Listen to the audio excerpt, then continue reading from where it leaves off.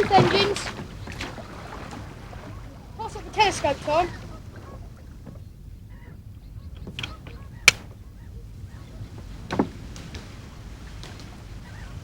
She's there, and she's resting. Write that down in the Pink Club book, Tom. Number 7. Nest. Doing well.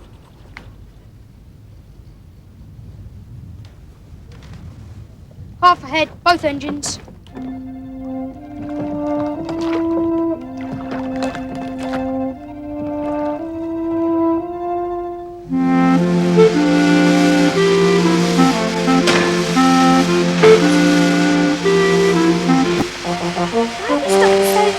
We'll be going soon.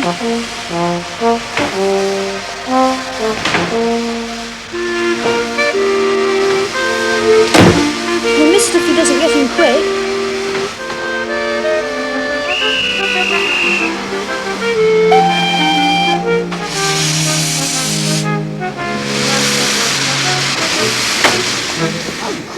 He's missed it now.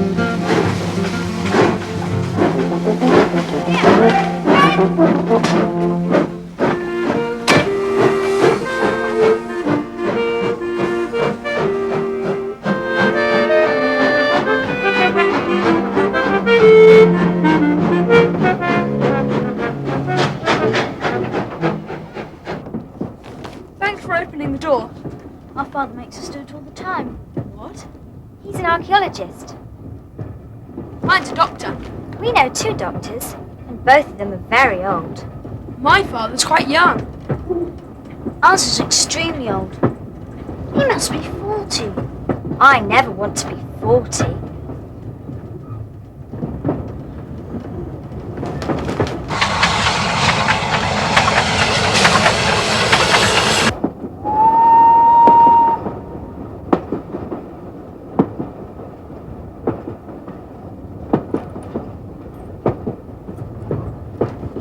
I don't suppose they're for your father's surgery.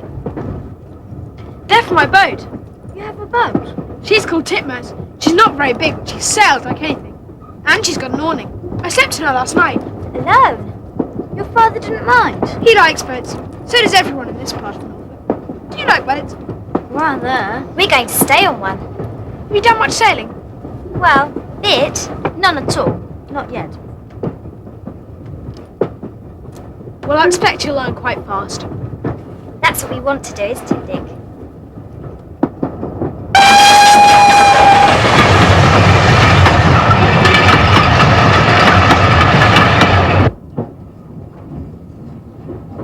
That heron!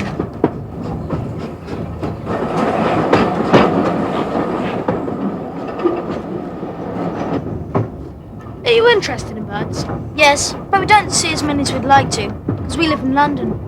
Do you collect eggs? Certainly not. Don't ever begin. I won't. We've got a bird protection society where I live. We don't collect eggs. We watch over the birds and make sure the nests are safe.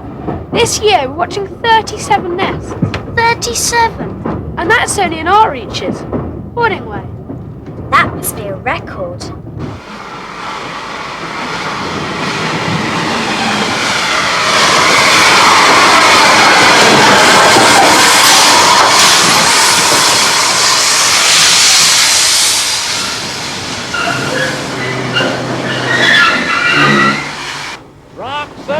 Roxham Station.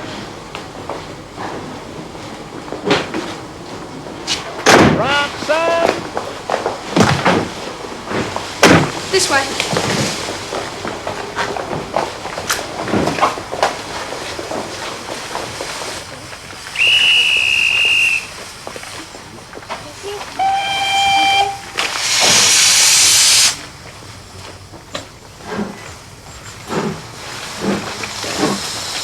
Would you mind holding my bike while I load it up, please? Thanks. Tom Durchin? I now had several complaints about you, my man. Jumping on a train when you were fairly going. Might have broken every bone in your body. What would doctor said then, huh? I was on the platform in time, Mr. Frost. I was looking for port and starboard. Then I tripped. I had to get on the train. Port and starboard? Why, I saw them go off with Mr. Farland more than an hour ago. They'll be on the river by now, racing that boat of theirs. Richard and Dorothea! Whoa, whoa. Morning, Mom. Morning, Mr. Broads. Welcome to Norfolk. Richard? Hello. Dorothea. Hello. Well, we better get your cases on the back. Well, I better be off now. Bye. And thanks again. Bye. Bye. Up you come. Who was your friend? We met him on the train. He knows an awful lot about boats. And birds. What a mine of information he must be. Oh, that's Tom Dudgeon, Mom. Doctor's son from Horning. Always on the water he is. And those Farland girls, port and starboard. Thick as thieves they are, and all great sailors. Now, Ma'am, if you'll excuse me. Yes, we'd better make a start. I promised Norman I'd get Rufus back as quickly as possible. Norman's the ostler. Rufus is the pony. Right, off we go. Off we go.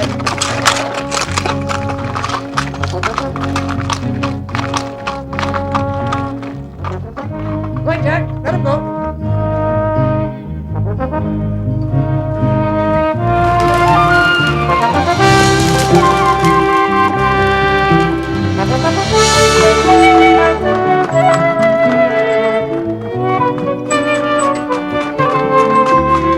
Well, now, I don't see any direct resemblance to either of your parents. But I think all in all, that's not entirely a bad thing.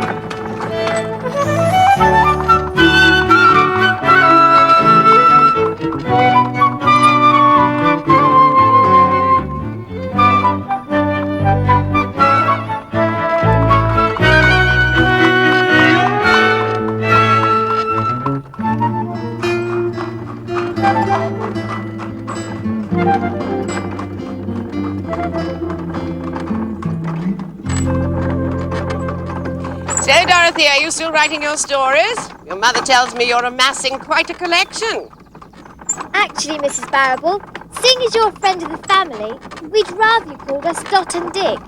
Because usually, if we're called Richard and Dorothea, it means we're in for trouble. Oh, I see. I must remember that. Dick and Dot it is, then.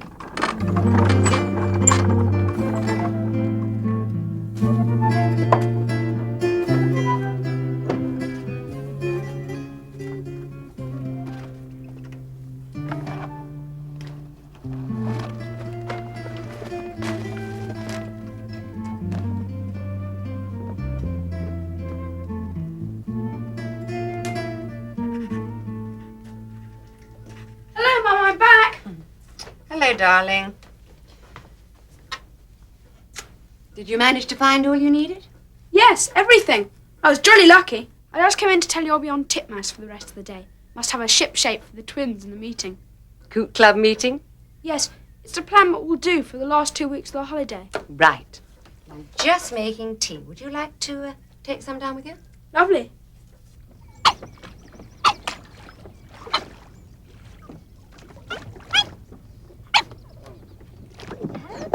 You hold on to that, can you? There we are.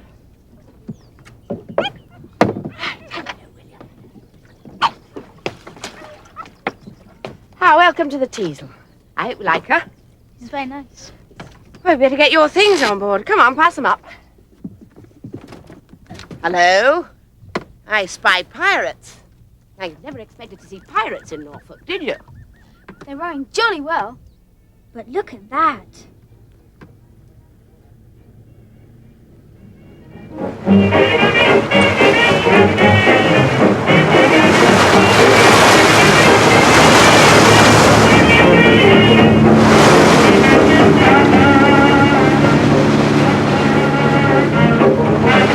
Brace. Now, hold tight. Hold tight. They're mad! Inconsiderate and downright dangerous! Those boys could have been swamped! Did either of you get the name of that cruiser? The Margaretta. No business is going as fast as that. It's quite illegal.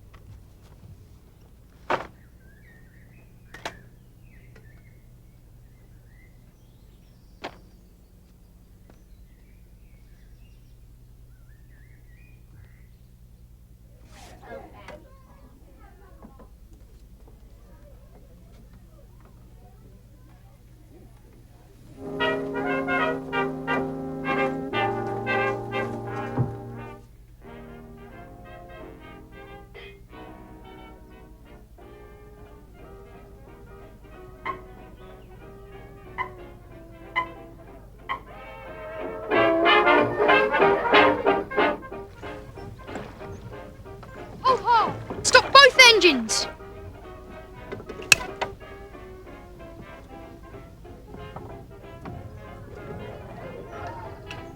Mast! Would you believe where they're now moored? Not across number 7 nest. Right across it. Old Mother Coot won't be able to go near the nest with that cruiser there. We'll have to do something. Right. Row you over there and I'll hail them.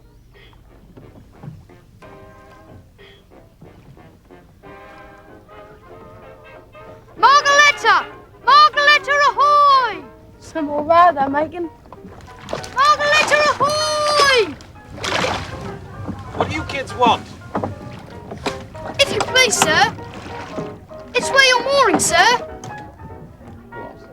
Are you in a carnival or something? Bird Protection Society. You're fair and square on the coot's nest with eggs nigh on hatching. So what? Old Mother Coot, she daren't come near while you're here. Well, then the damn thing can nest somewhere else. We moor where we like, and we like it here. Please, sir, them eggs will never hatch while you're here.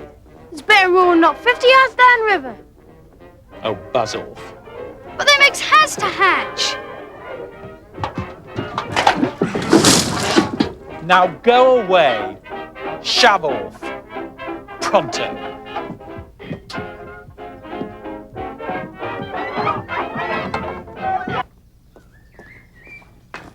Hello, twins. Hello, Miss Dudgeon. How was the race? Did you win? Nearly, but not nearly enough. Oh, well. Treat it as a practice race for the regatta. I'd rather we practice winning. You've come to see Tom, I suppose. Highly important Coot Club meeting. Yes, is he about? He's on board the Titmouse. Okay, come on, Paul.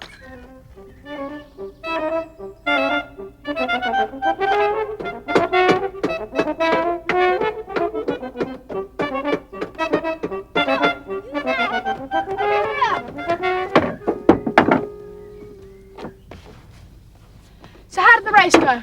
We were second. We had to go about just as we were drawing level with the leader.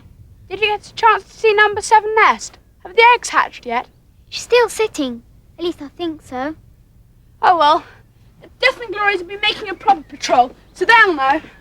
There they are now. We've got bad news! About number 7! Why? What's happened? The Margaretta's moored right alongside the Coot's nest! The Margaretta?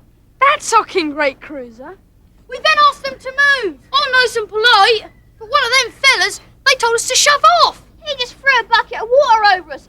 That's real nice, that is. What absolute rutters! They're nothing but a pack of Hullabaloos aboard that cruiser, tearing along the Broads too fast. Upsetting everybody with our wash. All that noise they're making. What are we going to do, Tom? There's only one thing to do. They won't move their mooring. They've got to be unmoored. Set her adrift, you mean? Yes. But if you're caught, you'll be in bad trouble. I know, but I don't want the rest of you getting it in the neck. So all Coots off the river. Find something to do and make sure you're seen doing it. But setting a boat adrift, it's illegal and dangerous. There must be some other way. But there isn't. You've heard the Death and Glories. Those Hullabaloos can't be persuaded to move. And if they stay there overnight, the Coots will desert the nest in panic. But if the Margaretta goes drifting around, there could be a really bad accident. That's their worry. Mine's the nest.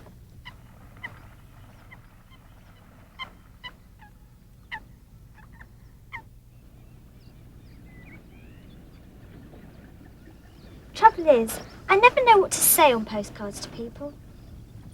But I thought you were a writer, Dot. Writing stories is different. The weather's fine, and I wish you were here. But I can't write that to Mummy and Daddy because it wouldn't be true. This is our adventure, not theirs. All right, the weather's foul, and I'm glad you're not here. Idiots.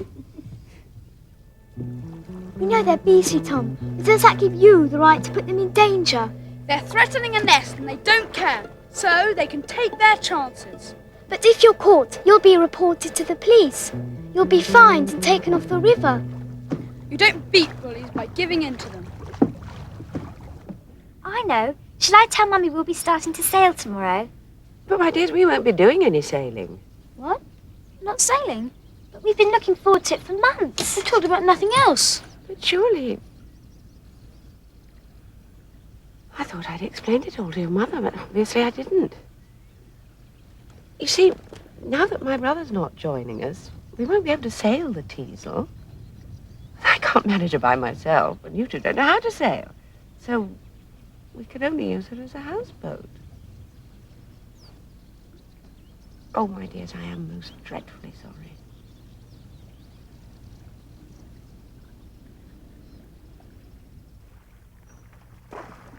You're in a hurry, young Tom? Not particularly. What's the secret this time? It's none of your business, George Howden.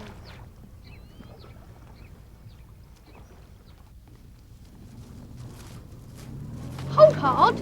Look. PC Tedder's bike. He must be having his tea. So what? It's the perfect alibi. What are you on about? Tom said to be seen off the river, doing something. I know what Tom said. Well then, let's go ask PC Tedder if he wants his garden weeded. Yeah, why not? And we can dig up good worms for fishing. Right then, let's go knock on his door.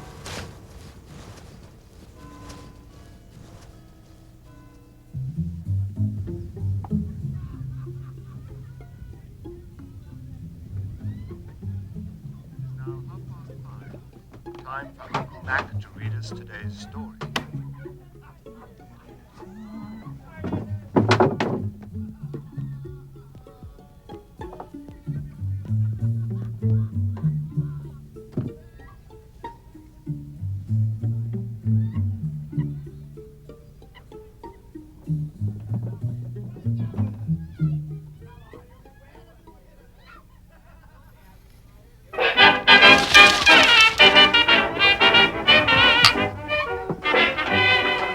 Livy, darling. Thirsty?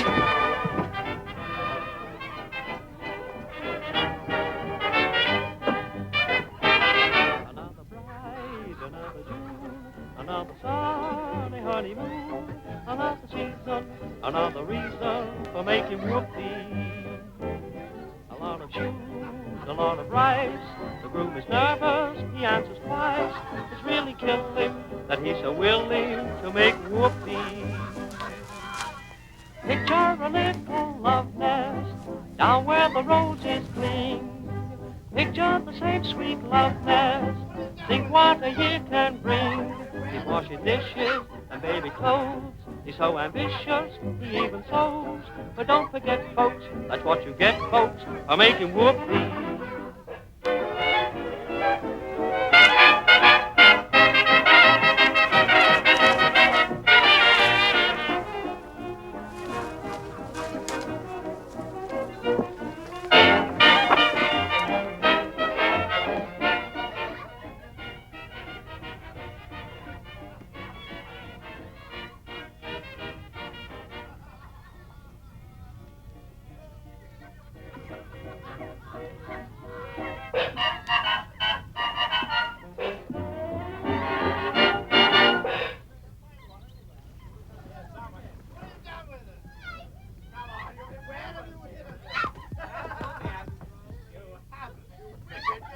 My God, we're adrift! Jerry, do something quickly! What? Damn it, blast! Oh! Oh! Oh, no! Look, there's someone rowing away. He must have done it.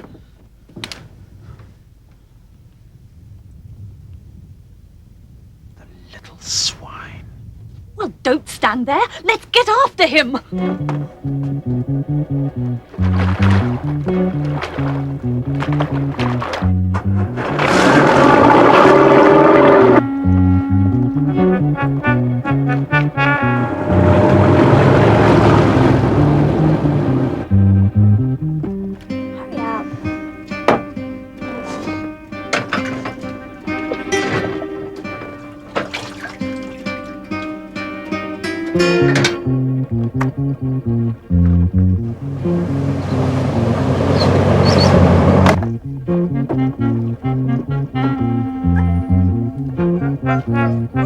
Hurry up.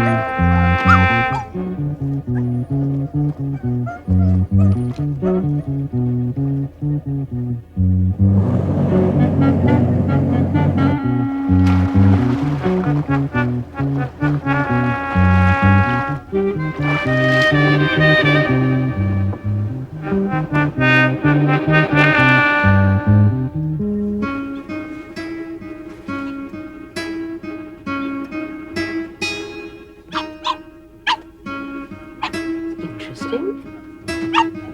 What's the matter with William? Thought I had someone on deck. Something very odd. Excuse me.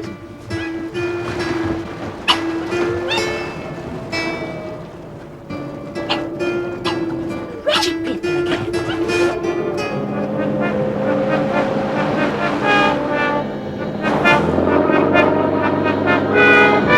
Where's that confounded boy?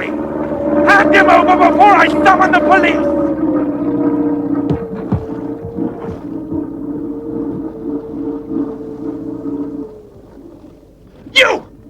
You set us loose! I don't know what you're talking about, but this child and his sister have been with me all day. And have you seen a boy go by in a sort of pump thing? Most certainly not. What? What seems to be your problem? Some little horror set us adrift. Did heaven knows how much damage. Sent half our records overboard. Damn near broke my ankle. And completely endangered our lives. And we want him, little beast. Well, you won't find him here. Oh.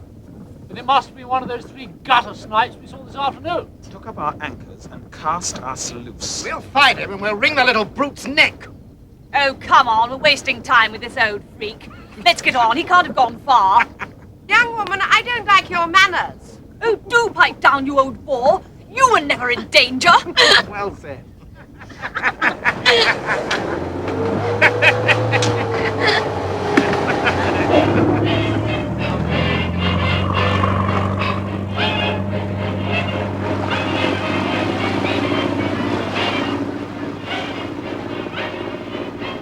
Awful people.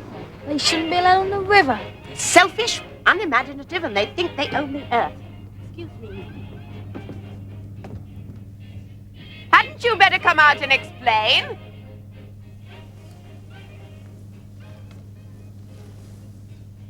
Thank you for sending them off like that. Tom Dadgen. Well, they were 5 to 1, weren't they? And very insolent. Well, what's it all about?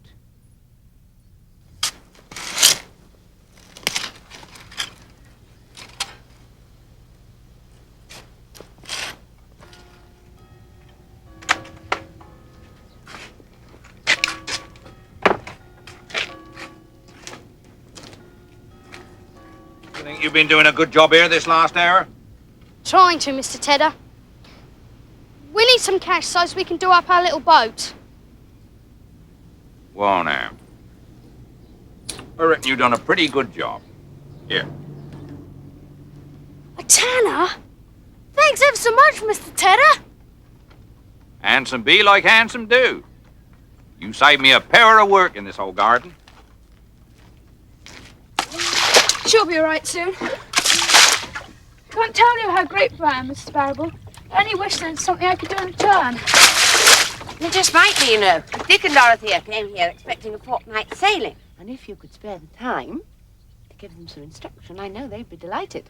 Oh, yes. Do you think you could, Tom? We'd really enjoy it. Well, as long as I can keep out of the way of those dreadful Hullabaloos. My friends, Port and Starboard, might lend a hand, I think. They're twins. One's left-handed, so she's known as Port. And the other's right-handed. So she's known as Starboard.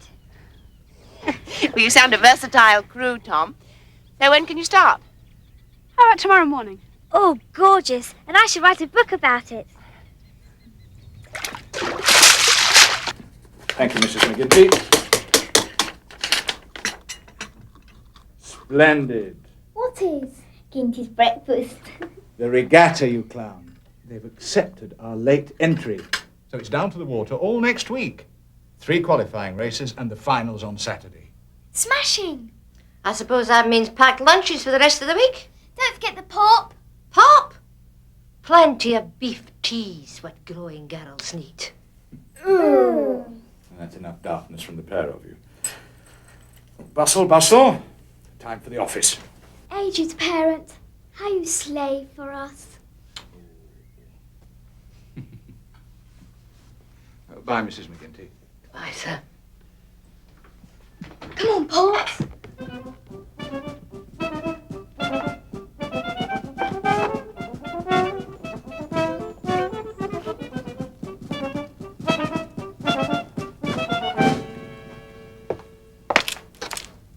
Farewell, AGP. Goodbye, Horrible. Don't overdo things, AP. Oh, no danger of that, Dreadful.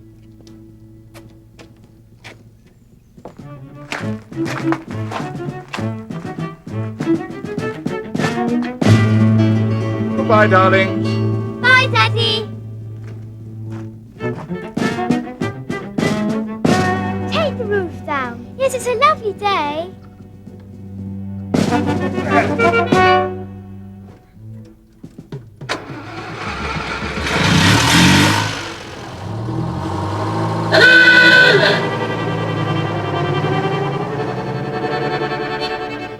Right then, down to the river. There must be lots of Coot Club business to see to.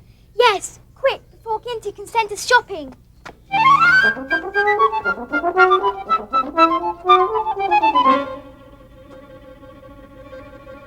Girls?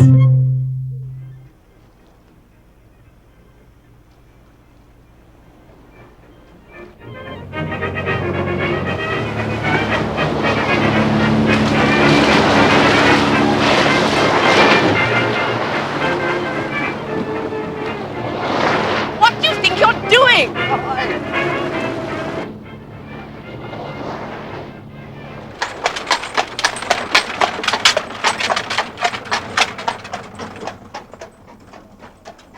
Oi, Betsy.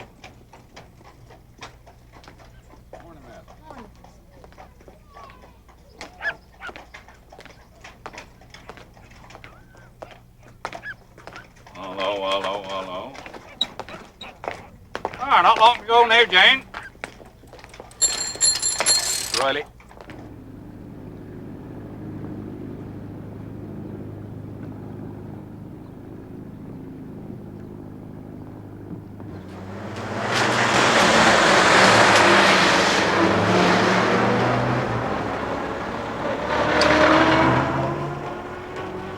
Oh, Bill, watch you.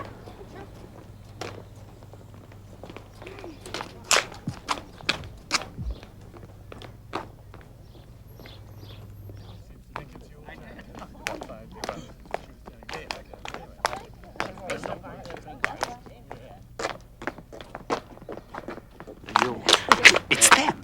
There are those wretched gutter snipes. Come on! What do you think you're doing?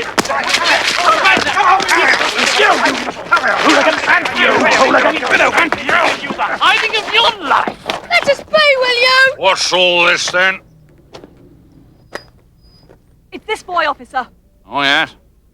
What's he now done? He came along yesterday afternoon when we were in our cabins and set us adrift.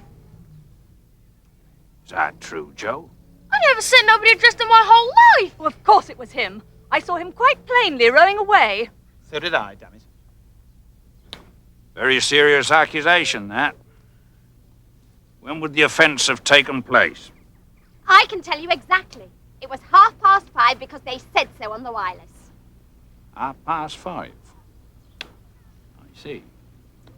Well, at 5:30, them three boys was doing a bit of work in my garden. They didn't leave till after 6. Of course it was them. They'd been round earlier asking us to move. At 5:30, them three boys was in my garden, ma'am. Then it must have been some other young lout. Well, I'll know when I catch up with him. I had him in my glasses and I saw him quite clearly. A real criminal, if ever there was one. But do you still wish to make a official complaint against these boys? Well, no. Not these boys. But I'll find the young hooligan who did it. Oh, come on, Jerry. Let's go for a drink. Off you go now, you boys. Am I mistaken, Mr. Tedder? Or is there a 5-mile-an-hour speed limit through Horning Village? Perfectly right, ma'am. That is so. In that case, those people have been disregarding that speed limit. And the safety of other users of the river.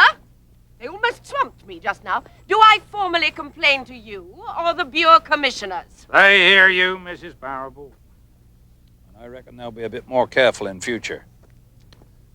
That don't excuse the lad who set him adrift. Silly and dangerous thing to do that. And they mean to have him for it, whoever he is. You made a complete ass of yourself, Jerry, so just forget it. Forget it. Do you realize that damn boy could have completely ruined our cruise? He is not going to get away with it. Don't be a fool. We'll never find him now. Do you want to bet? I'll lay you £5 you don't catch him. All right. You're on.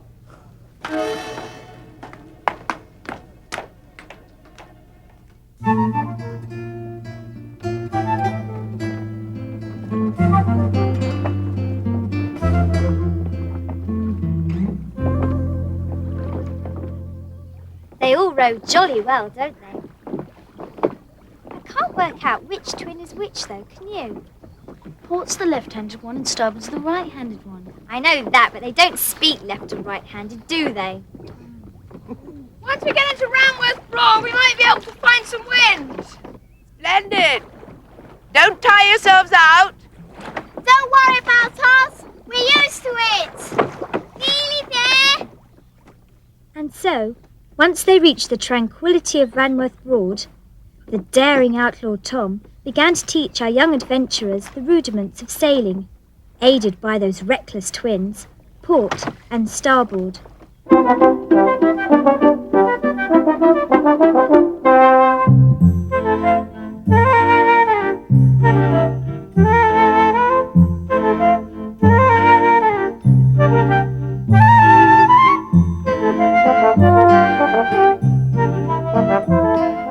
As you must learn to walk before you can run, so you must, alas, learn to row before you can sail. But Dick and Dot persevered gamely, and eventually were allowed to row round the Broad on their own. The first lesson in seamanship was taken closely to heart.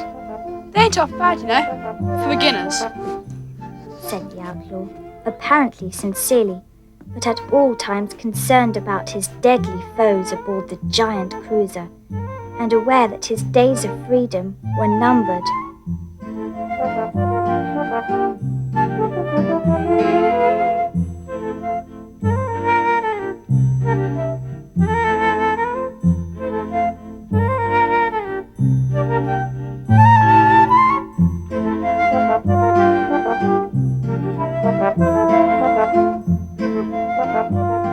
But even in the midst of danger, there were compensations. Then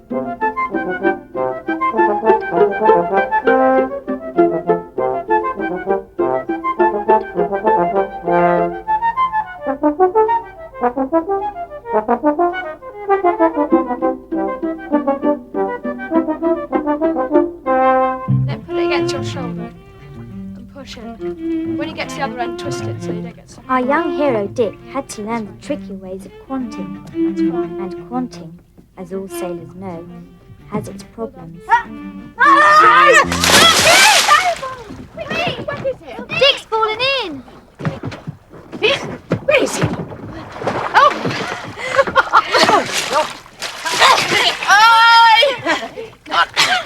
Get your feet up. No. However did that happen? Come on, let's get these wet things off.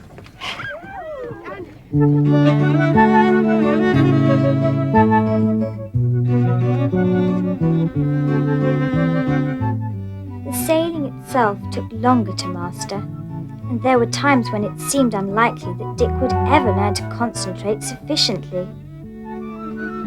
Keep your eyes on the steering, not on the birds, Dick. Sorry. But within a very few days, our intrepid hero and heroine were beginning to feel at home on the water. Oh, look. They're learning fast. Oh, they're keen. Jolly good!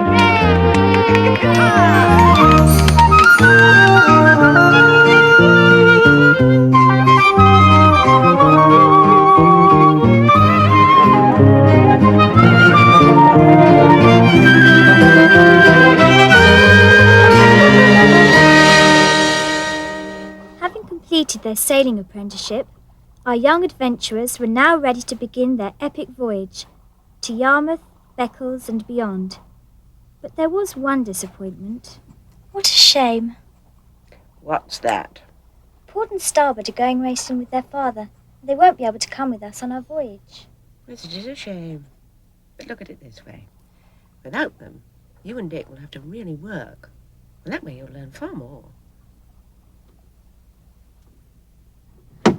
Tom? Here's a list of the things we need to take with us on the voyage, but are you sure you need to go shopping in Wroxham? Those awful Hullabaloos might spot you. I think they're well out of the way by now. They might even have finished their hire of the cruiser.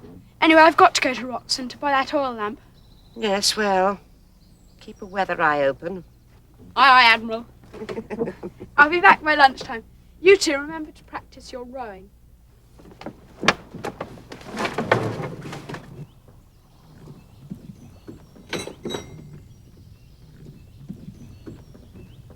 Don't take any risks, Tom. I'll keep my head down. Bye. Bye.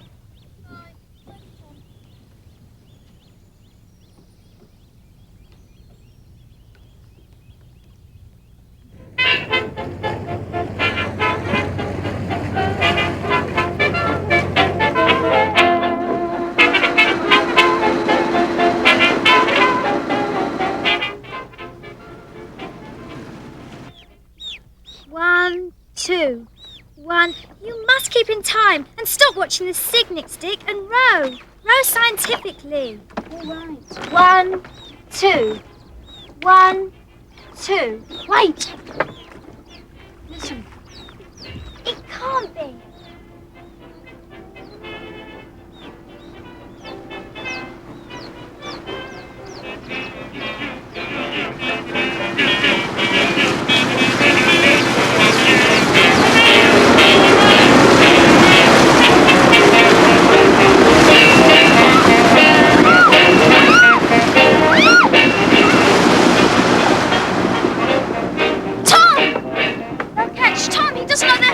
What should we do? Tell the others! Get help!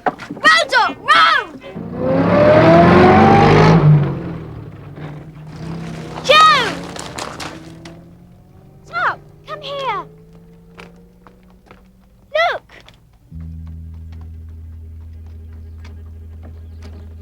The Margaretta! They've stopped. But for how long? Look! That boy's telling them something.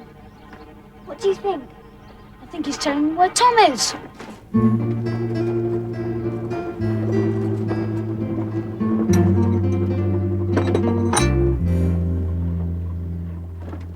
Port! Starboard! We need help! What's up? Tom's gone off shopping to Wroxham in the Titmouse. We saw this boy. What boy? He was fat. About 15. Smoking a cigarette. Sounds like George Howden. We saw him talking to the Hullabaloos and pointing upriver. George Howden's got a grudge against Tom. We've got to warn Tom, and the Margaretta will catch him. If Tom's gone shopping in Wroxham, I'd better get on my bike and see if I can find him. We'll just have to carry on rowing towards Wroxham then. Wait! You're tired out, the pair of you. Port and I can take over from here. Right, I'm off then. You'll have to hurry.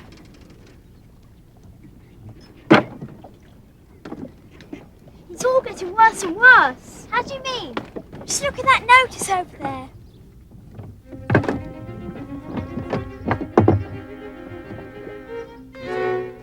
A reward will be paid to any person who can give information concerning the boy who on the evening of Saturday the 22nd cast off the mooring ropes of the motor cruiser Margaretta. They really mean it, don't they? They're going to catch him and punish him.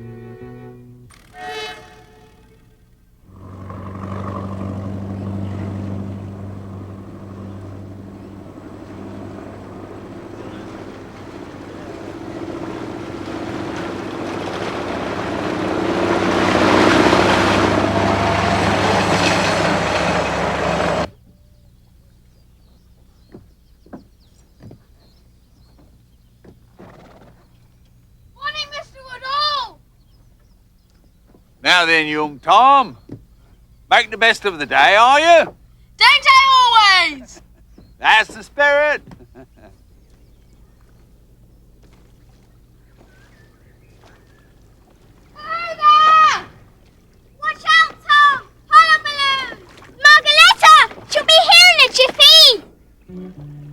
There's nowhere to hide! Quick, turn around!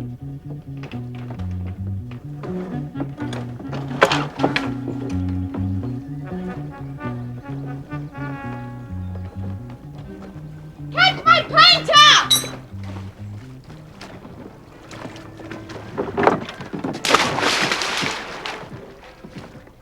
Don't row too fast! Don't look as if you're hurrying! Easy now! And don't look at them!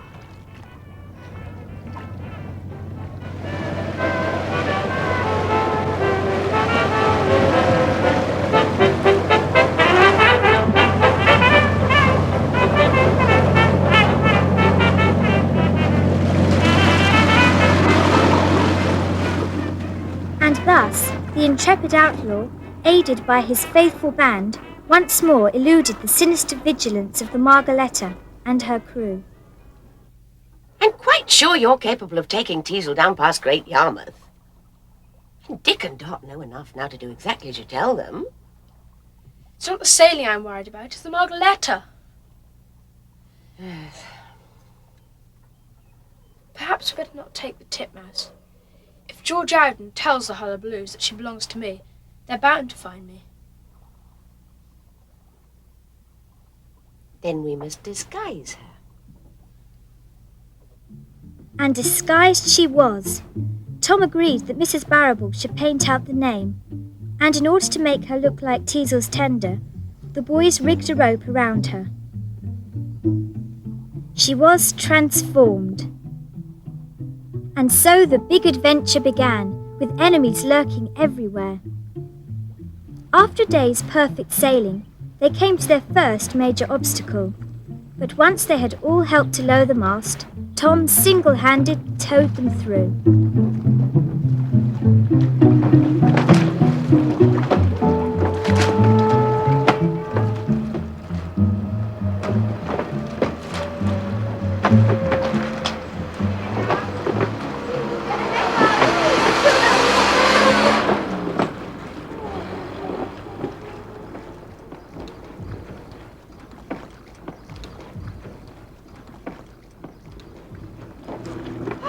Well done, Tom!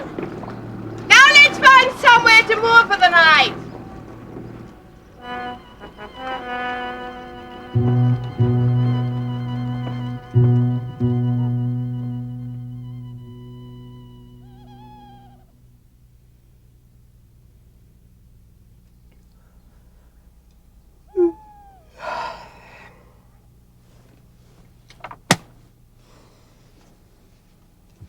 Good night, William.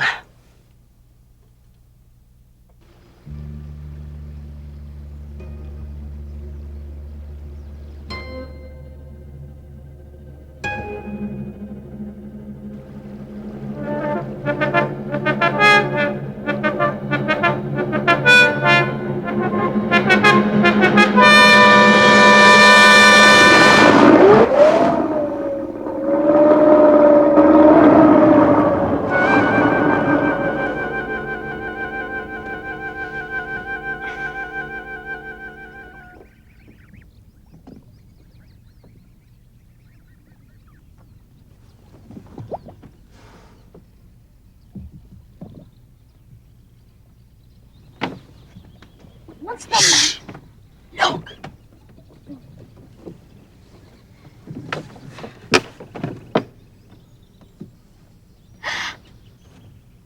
They must have come here during the night, and we didn't hear anything. We've got to get away, and quietly, without waking the Hullabaloos. Right, I'll go and tell the others. No! If we ain't Mrs. Barrable and Dot, then William's going to start barking. That's bound to give the game away. Then what should we do? First we think, then we make a plan. They're obviously heading downstream. There's no other way. We're going to have to double back on ourselves. You steer the Teasel. Yes.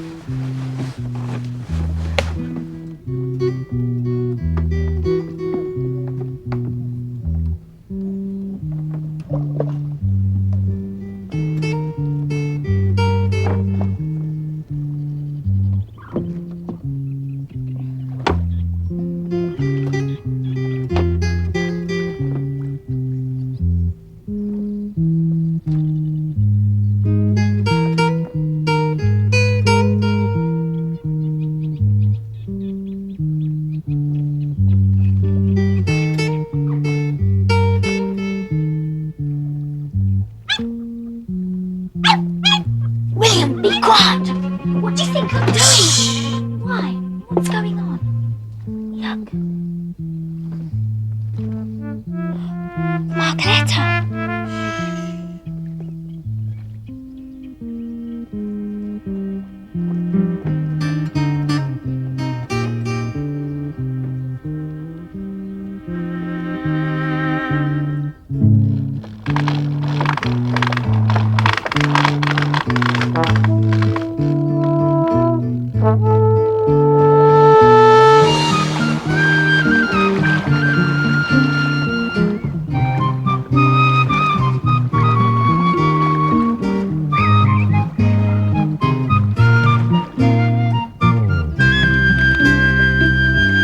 I'm afraid there's only one thing we can do, Tom.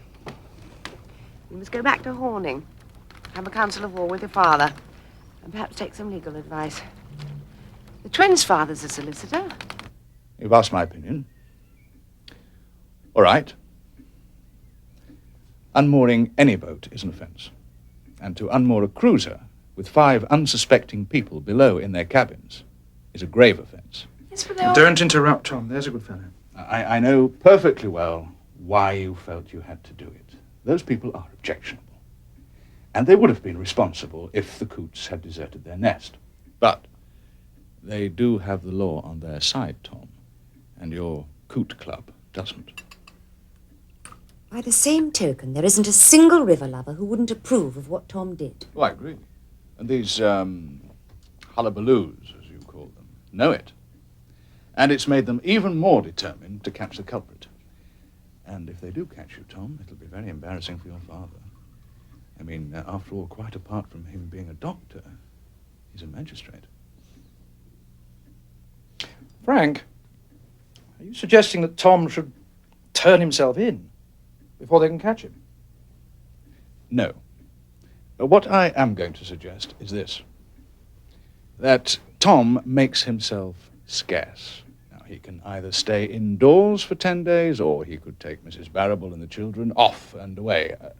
Right away. Well, you were thinking of going where, Mrs. Barrable? Beccles. I spent most of my childhood there, you know. You might even go to Norwich. Well, then, nobody will look for a Horning boy that far south. You should be safe enough once you're the other side of Yarmouth. Thanks, Dad. I'm only sorry that the twins won't be going with you. Well, so am I. But it's understandable. They wouldn't want to miss the regatta. True. Now then, if you leave early tomorrow, you should be off to a flying start with the wind the way it is at present. So, we'll leave from Horningstay at 9. Smashing. Can I go and tell the others? Cut along, then. Oh, and tell those daughters of mine to get along home. Otherwise, Mrs. McGinty will be on the warpath. Yes. Yes, I see. McGinty! Sorry, Are you sure? mate. Shh! Who there? Morning, Ginty. Yes. Where's the AGP on the telephone? Your father is on the electric telephone because of something important that came in this morning's post. Important. To keep a buddy from his meal. Nobody ever sends me any exciting post. That's because you're so boring. Who got out of bed the wrong side then? That's just about torn it. What's up, AP? The law, as usual.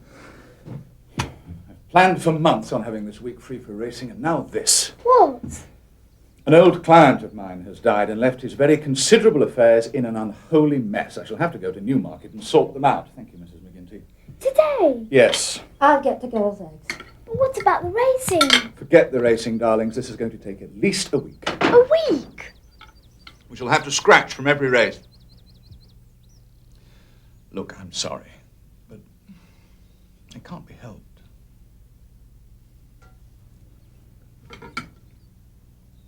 AP? If you're going to be away, what about our sailing on the Teasel with Tom and Mrs. Barrable and Dot and Dick? Well, yes, if they'll have you. Have us? Of course they will. All right. Thanks, Daddy. Tell Ginty, AP, while we get ready. Send me a postcard from Beccles. If you remember my name.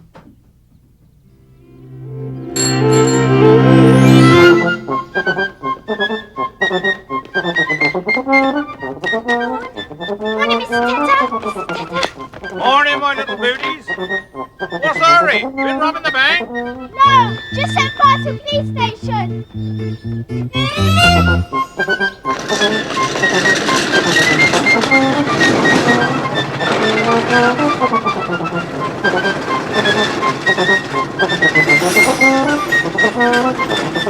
No, they've gone.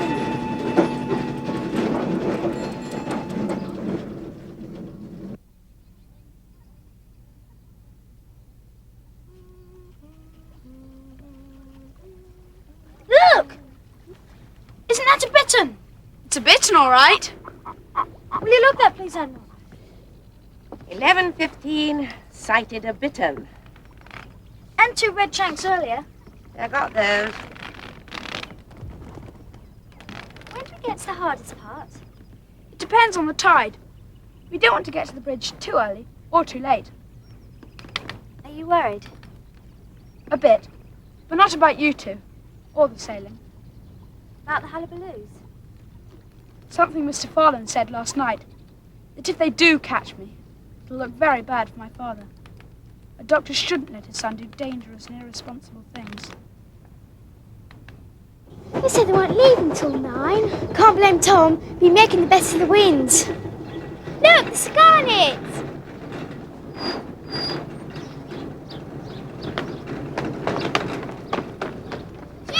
Jim, what's up? The garnets, ahoy! Morning, me old booties. Wait! What's the trouble, gal? We need your help.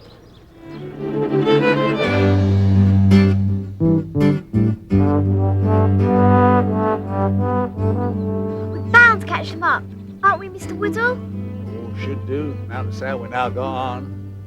Depends on one Tom saw off, though. We've got to catch them up. We've got to. Trust all, Sir Garnet. Will never let us down.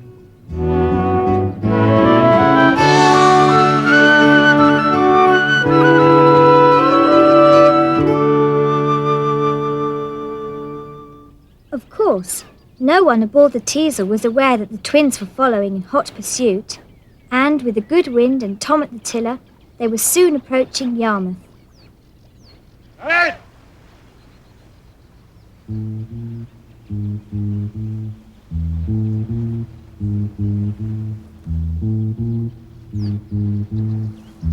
What do you reckon? 3 kids. That'll do us nice. Tide's still running. He'll come about soon. Wait for slack water. We're here too early, I'm afraid. We'll have to turn around and see if we can hang about a bit. I'll leave it to you. Ready about? Like all true navigators, Tom realised that timing was critical. He carefully explained to Dot and Dick that with 2 great rivers meeting, it was vital that the passage through Yarmouth took place only at low water. Once through, they would then have the full benefit of the flood tide to speed them on their way towards Beccles. Come on now. Bring it round here now. I'm all up aboard. No, thank you. We're in no hurry. Come on now, just throw me a rope and I'll make you fast. Well, come on now. Come over to me and you'll be all right. We don't mind sailing until the tide slackens. You've got some money here, boy, you see. Come on now, I'll make you safe. That's it, man. We've got people here who won't see reason. Attempt to board this boat and I'll see you both in jail. All right, lady. You want some help? Don't come to us for it. All right, Ben, all right. There'll be others. What was that all about? They're wreckers. Wreckers? But he wanted to help. Once they get aboard with an unsuspecting crew, they run them into real danger and then claim salvage for rescuing them. Real wreckers? Gosh. They didn't fool Tom, though. Stand by to go about again. Isn't this exciting? That's one way of describing it.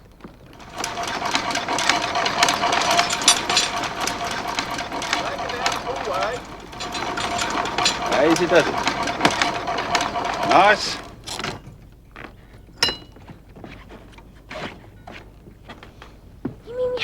here for the night? It's only 5 o'clock. Well, I'm sorry, missus, but we can't go no further. You come along with me and I'll show you why.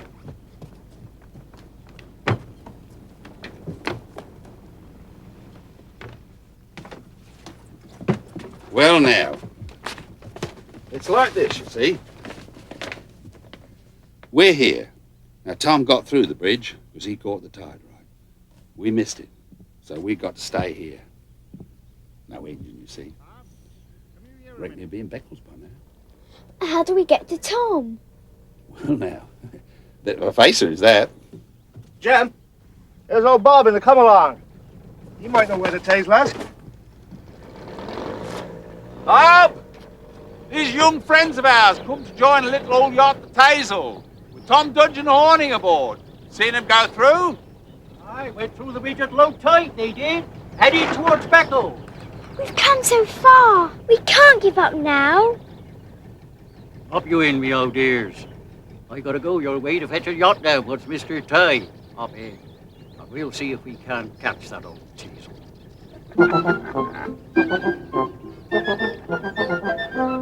Hi, Mr. Widow. Thank you. Right. Bye.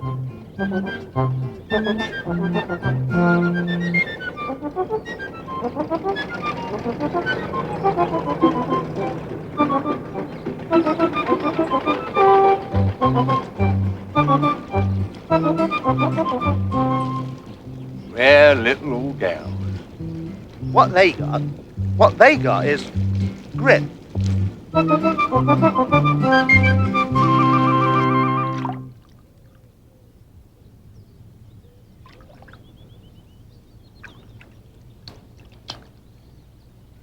What do you think, Skipper?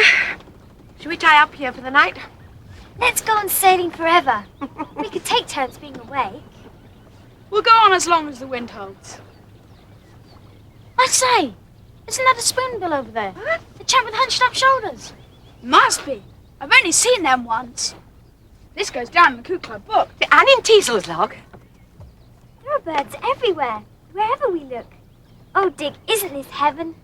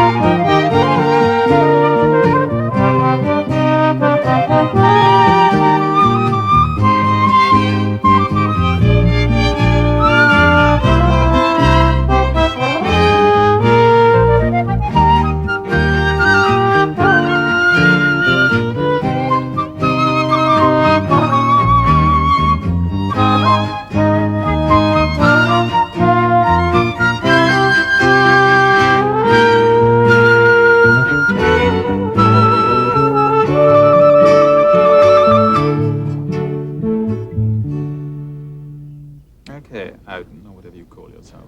Where will I find it? He's over near Beccles. You just follow the river round, all the way around there. Yes. I'm going to show you something very nice. Money. See this? This can be yours. And plenty more. Come back with something a little more specific. I'll see you here in about half an hour. Okay? And I want some facts. Okay? Right, see you then. Reckon we can sleep under here. Real comfortable.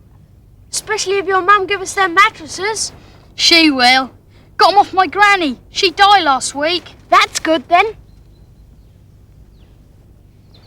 If only we had £10. We could fit out a proper cabin and have a little old stove. £10? Don't be daft. Take my dad a month to earn £10. Coots forever! And ever! We've got to think fast. Malcolm! He's our Coot in Wroxham! I know who Malcolm is, now get on with it! Well, his dad works for Rodley's boatyard, and the Margaret's laid up for repairs. But it's fixed now, and it's setting out in the morning. Where to? After Tom. But how did Malcolm know that? Malcolm's got big ears. George Adam told him that Tom's gone down to Beccles. But did he tell him Tom's name? No. George wants that reward, but he doesn't want people to know it was him that named Tom. Them Hullabaloos is going to catch him, and they're going to give him the hiding of his life before they hand him over to the police. We've got to find Tom, to warn him. But we're not going to beat the Margaretta in this. We can try, if we leave now and row and sail through the night. Come on. Right.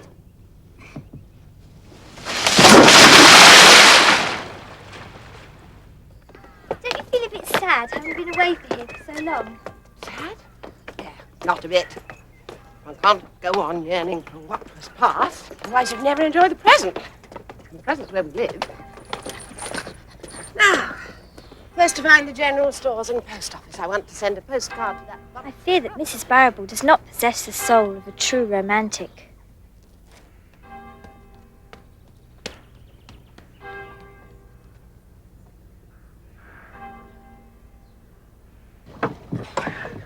Wonder when we shall meet Tom. We've got to press on fast.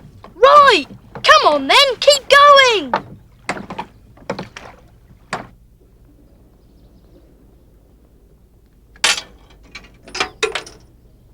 What does he weigh? 1 stone, 3 pounds. Well, what's his fortune? You're a hard worker and should become successful. Good old William. Ah, Tom. I shall read you what I've written to my brother. Horning yesterday, Beccles today, and not a scratch on her paint. That should put him in his place, I believe. William, how much did he weigh? 1 stone, 3. You're putting on weight, William. Here's his fortune. Now it's your turn, Mrs. Barrable. Right you are. Oh, what nonsense. Look, it's called in starboard. What on earth are you doing here? We've had such a time. Daddy had to scratch from the regatta because of his work, so we can sail with you after all. Oh, super! Then we tried to catch you up and caught a lift aboard the Sir Garnet. Then we switched to that tub, the Come-Along. Come along, we passed her. Then we spent a night on an old sailing barge. My word, you have been clever. I don't suppose you had time to find out what the Margaretta's doing. We did. Jim Woodall told us. What? It seems the Hullabaloos bashed it, trying to go through Potterheim Bridge at high tide. They would. So it's at Rodley's of Wroxham, waiting for repairs. Wroxham? Thank goodness for that. Now I can really enjoy my sailing with them out of the way.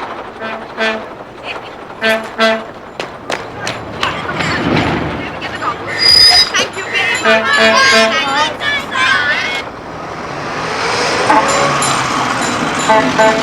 Well, you're a good lad. You've certainly done your bit. So here's a quid.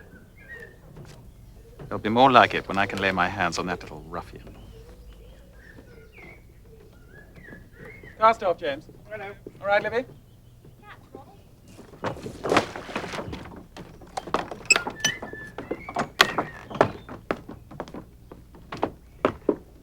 Don't you tell him that I set you onto him. I've got to go on living here when you lot's gone. I've never seen you before in all my life. Oh, and don't you forget them Death and Glory boys. They're out to warn them you're on your way. Oh, don't worry about them. We'll catch up with them and give them the fright of their lives. They'll never want to sail again when we finish with them.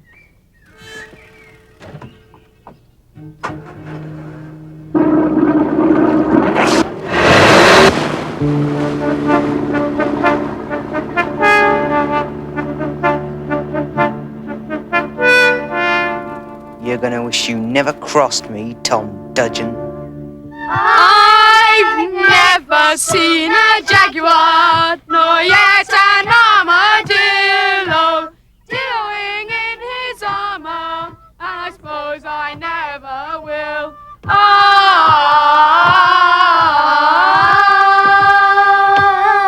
Unless I go to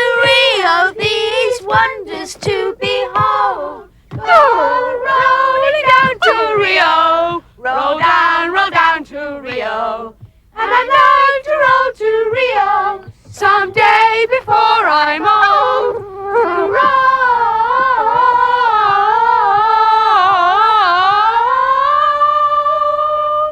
I'd love to roll to Rio someday before I'm old.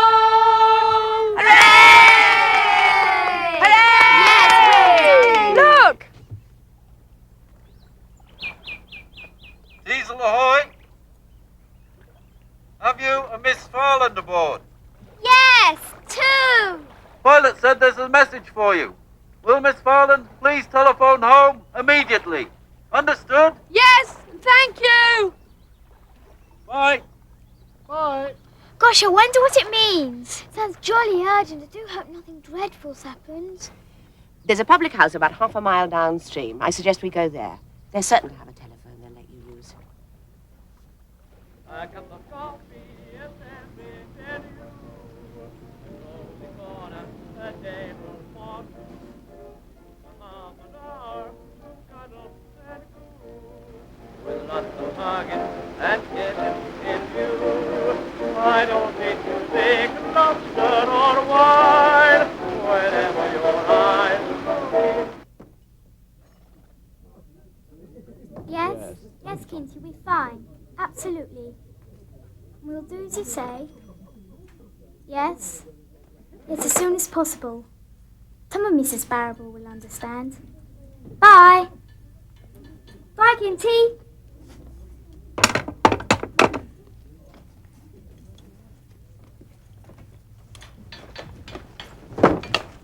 Everything all right? Well, it's not bad news. Just unexpected. Daddy's sorting through his client's affairs quicker than he thought he would. So he'll be home tomorrow evening. Yes, and he wants us home then too, so we can crew for him in the regatta. Then he won't be able to come to Norwich with us. Afraid not. But don't let that spoil your trip. No, we can catch a bus back. But that's unthinkable when you've come so far to find us. No, we'll all sail back to Horning. If we left now, we could get there by tomorrow evening, couldn't we, Tom? Of course we could. Right. Off we go. Willie and we were wondering where we got to anyway. Come on.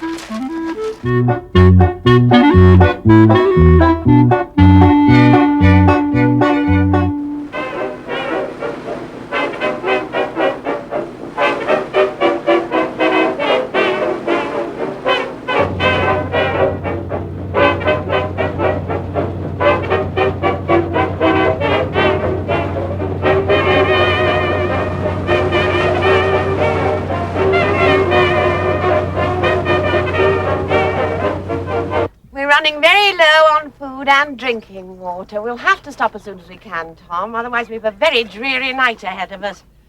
Oh, but it's rotten mooring around here. I'll tell you what. We'll sail into Braden Water and tie up by the pilot boat. Good, oh, there'll be lots of waders to watch now the tide's going out. There are 2 houses marked near the mouth of the Broad. Well, that looks like a farm. Let's tie up there and see if they can sell us something. I daren't. Not with the tide going out. We might get stuck. If Starboard could take over and sail the teasel round to the pilot and moor there, I could take the titmouse and get the stores. I'll be back before you can get the sails down. Right you are. Carry on.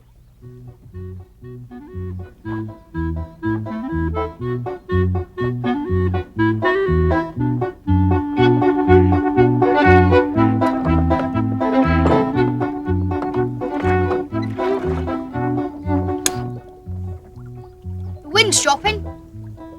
We want to get to Tom before the Hullabaloos, don't we? Of course we do. Well then, carry on. Hide! There ain't nowhere to hide. Any road. They're after Tom, not us. Those little beasts again. There's no one else about. Give them a lesson they won't forget, James. Yes. Let's give them the fright of their lives, the little swine.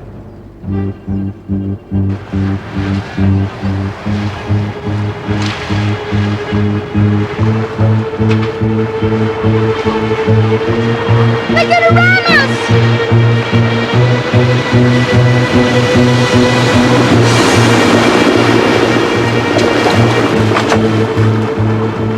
They're mad at us, you did! And our grub's gone overboard! I hope you sink and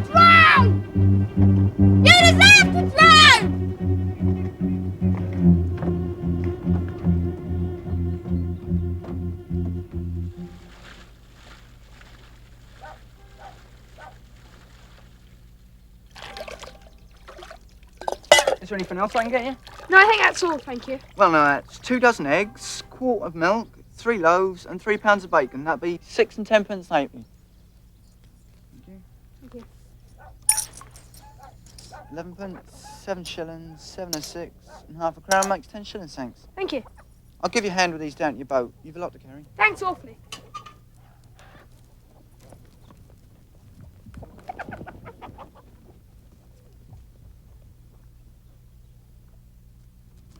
You'll be in all this and that little boat. No, there's a yacht with me. The Teasel. She's moored round by the pilot's boat. You sure? One I saw went right past it. She didn't moor. No, sailed clean past the pilot boat. What? 20 minutes ago. You'll have a job catching her. I expect she's just gone exploring. She'll be back any minute now.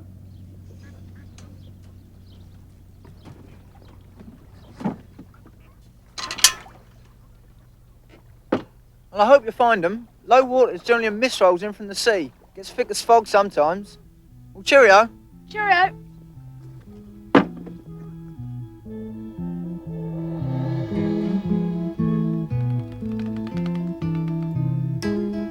Don't like the look of this mist. I think we'd better turn back and join Tom. Stand by to go about. It's getting thicker.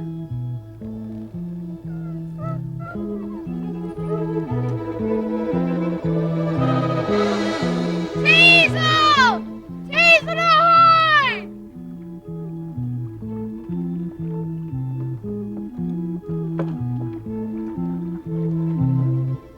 Teasel! Anchor! Anchor! Teasel!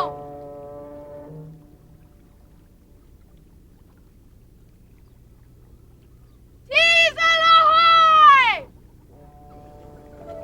Titmouse ahoy! All together. Titmouse ahoy!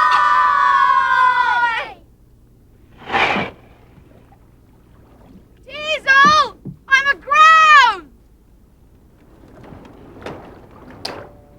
Well and truly stuck! So are we. And some of us are very hungry. Why didn't you moor by the pilot boat as we agreed? My fault, Tom. I suggested we did a bit more sailing. I've got water, milk, bread, eggs, and bacon. That's splendid, dear boy. But how are you going to get it to us when we're both aground?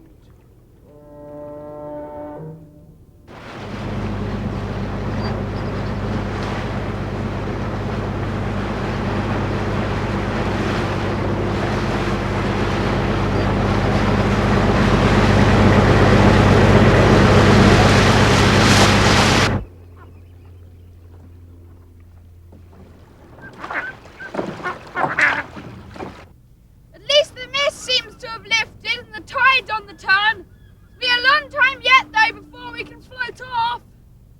My tummy's beginning to rumble.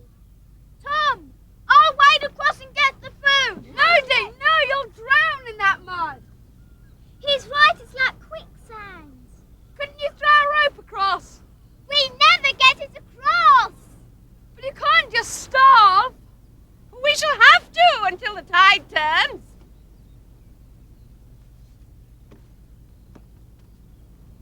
There is one way we could do it, but I don't suppose William would like it very much.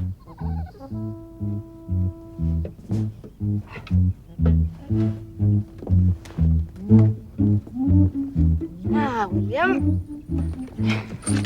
this is your moment. Everyone has one, just once. And he has to be a hero, or not think much of himself for the rest of his life.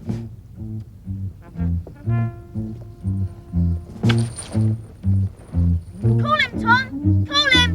William! William! Come on, come on, William! You've just got to be a hero. I can't help you. Go on, William. Go on, William. Go on. Your Frisco, said Tom called him. William! William! Come by, William! Come, William! William! William! William!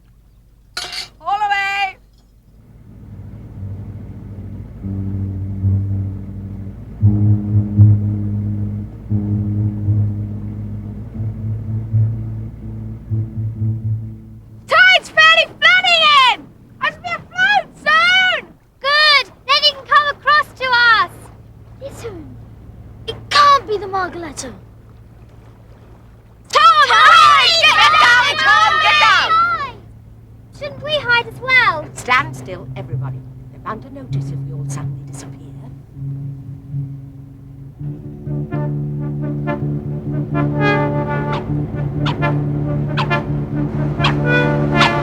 There he is! I think they've seen us. Look out, we're gonna hit the pool!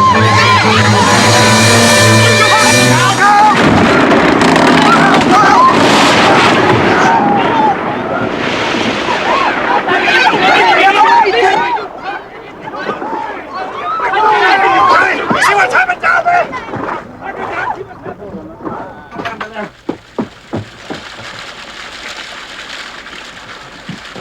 There's water rushing in the front. We're going to sink.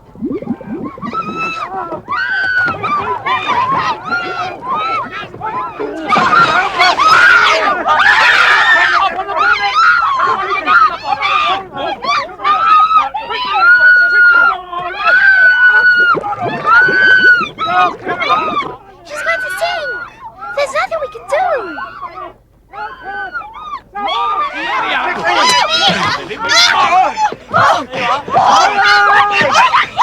Oh my God! Help! Help us! We can't swim! We're still aground! And we can't get off the mud until the tide rises some more! We'll be drowned by then! For God's sake! Help us! The deck and glories!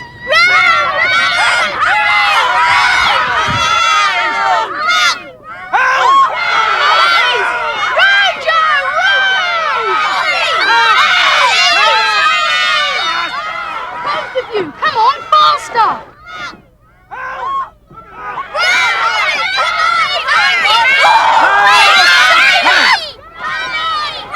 Nearly there, come on!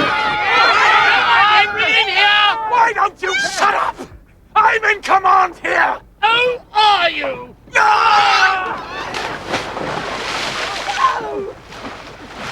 No! Help! Help! Dare you! Help! Get over here! You! How just get over here! Come on, hurry up!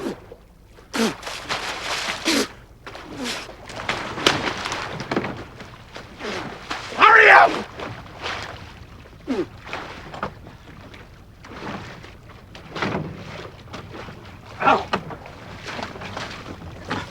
I won't forget that! They're saved, thank goodness. Our troubles are almost over, William. And mine are just beginning.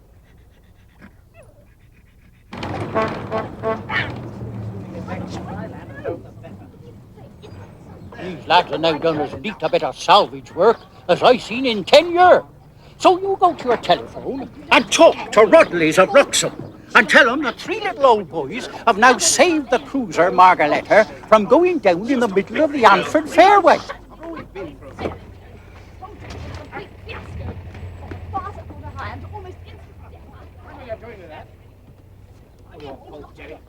I think it serves you right. The sooner we get back on dry land and home, the better. Here, You here! haven't been so keen on rushing after that little brat who unmolded us at Hornby. Who wanted action? Who wanted revenge? Who wanted to see that little ruffian laid by the heel? Oh, but they're awful people, Tom. You mustn't give yourself up now. You swore you were a sailor. You were perfectly happy to leave all the decisions to me until you pulled the wheel out of my hand. I tell you this much, Jerry. If you think you're ever going to get me to go on another holiday... shut up! This is the brat who caused all the trouble. I've come to say I'm sorry. Sorry? Sorry about casting your moorings off. I wouldn't have done it if only the nest hadn't belonged to such a special bird. But it was wrong of me to cast you off like that. Special bird? Do you realize how much mischief you've done with your stupid pranks, you little savage? I'll see you in a magistrate's court if it's the last thing I do! Leave him be! If it weren't for the likes of him and his pals, you and your parcel of fools would be laying drowned in 5 fathoms of water by now. Who the devil do you think you are? Oh, shut up, Jerry. You've made a complete mess of things and it's no good shouting the odds now. Do you have to keep us here? Can't we get on? Take your hands off that boy! Do you know the meaning of gratitude? Those 3 boys have rescued your cruiser and saved your lives. And have I heard a word of thanks? Nothing but snarling and threats. Now be off with you before I really lose my temper. Just a minute, you stupid! You take your hands off me! Get out of my way!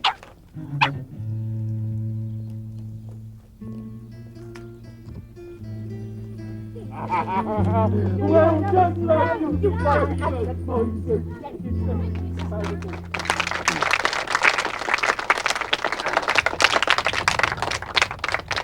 Death and glory, boys. Thanks to your pluck and quick thinking, a major boating tragedy has been averted. You saved the lives of valued clients. And when the Margaretta, the pride of our cruiser fleet, was in danger of sinking, you made possible, through your initiative by towing her into shallow water, a brilliant act of salvage.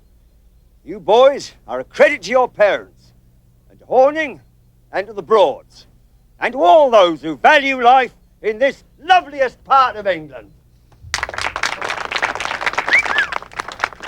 Now, go, Pete, Bill, step you up here.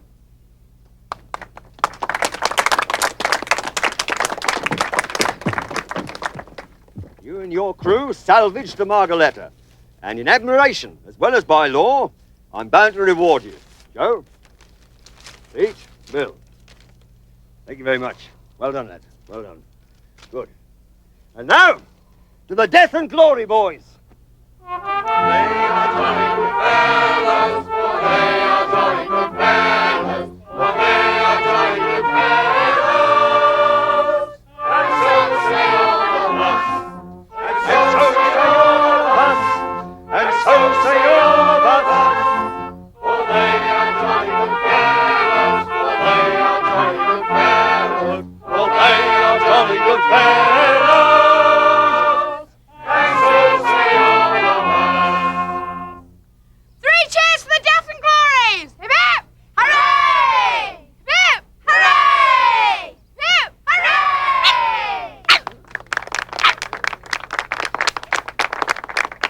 Now, all smile for the photographer.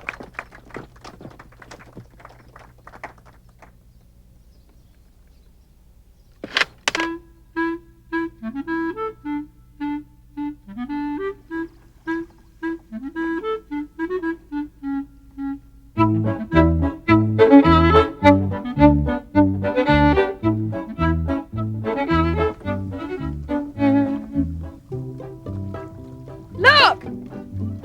Gosh, they've hatched. And they've survived. They've got you to thank for that, Tom.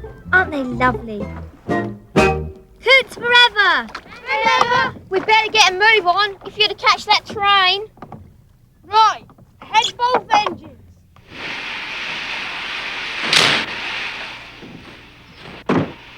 You will come back, won't you? And have lots more adventures.